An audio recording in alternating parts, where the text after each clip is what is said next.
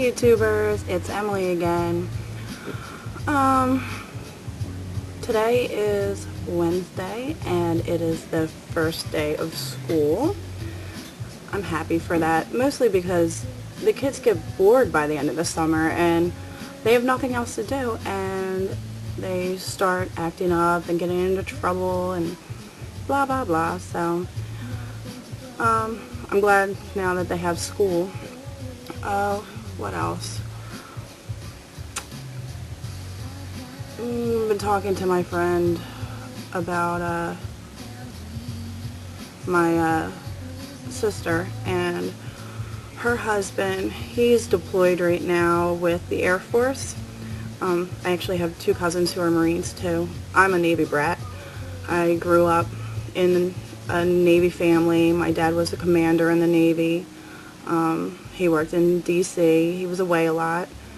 So I guess that we should be used to having family members be deployed or in other countries, but it's sad to watch my sister, try to raise her son by herself, and he's been deployed to a country. I'm not going to say what country because I don't think I'm allowed, but excuse me, it's a stand country, and he's been deployed for quite some time, and he was deployed before, and in January he's going to be deployed to South Korea for a year or 18 months, and it's upsetting for my sister, and I just feel sad for her because she's all alone where she lives, and it's just hard. So I was watching some videos this morning and I saw a lot of videos about haters. Now maybe you guys can explain to me the necessity of haters. Like, it seems like they just keep saying the same thing over and over and over again. Like, you're fat, you're ugly, some people say go kill yourself. Like, it's like bullies in high school, and seriously, is it necessary? And now I know I'm asking for haters. So I'm sure I will have some of them.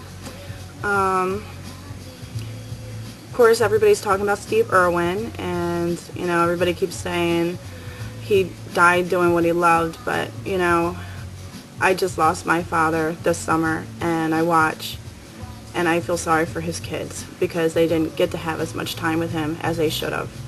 So very sorry for that. What else?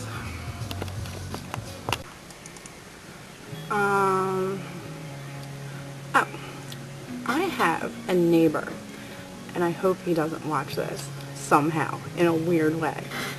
He stares at his house every day for like an hour. I don't know why. I don't know what he's looking at. I don't know what he's doing. He doesn't work. He's a stay-at-home dad, but his kid goes to daycare. So, okay.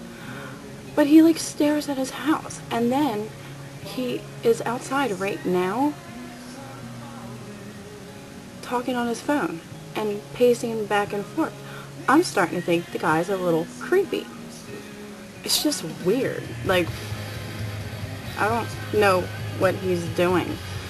As you can probably see behind me, we're moving at the end of this month, and I've been packing, and when I see things like that, it makes me happy we're moving. Getting away from this area, it'll be nice. What else? Other than the creepy neighbor guy. Oh, I have a dog, and he's a pit bull, and he was a rescue. A sweet dog, a very good dog. And for the first time today in 3 years, he barked. He scared the shit out of me. I was sitting on the couch, I had just woken up, and all of a sudden he starts growling and barking. So of course I think like the devil's at the door because he likes everybody. I still don't know who was at the door, but I just found it completely amazing that he actually barked. And I'm sure people are going to be like, oh, you have pit bulls around kids. He really is seriously like the dumbest animal I've ever had. And I've had a lot of animals. he wouldn't know how to bite his own ass if he tried.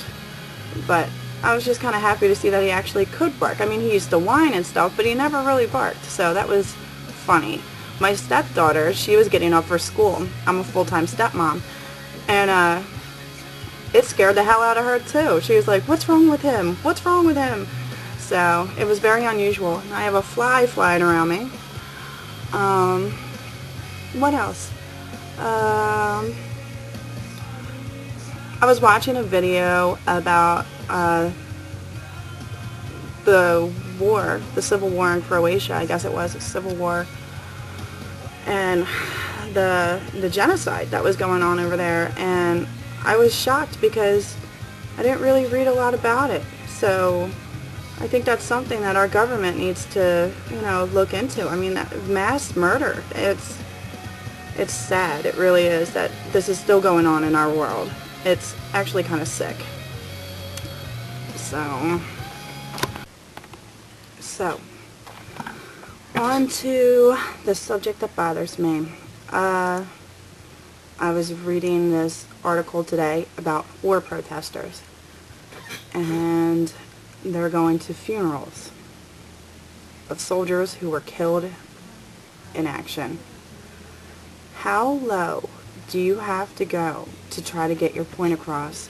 Now, I understand that you may not feel this war is just. There's times when I question it.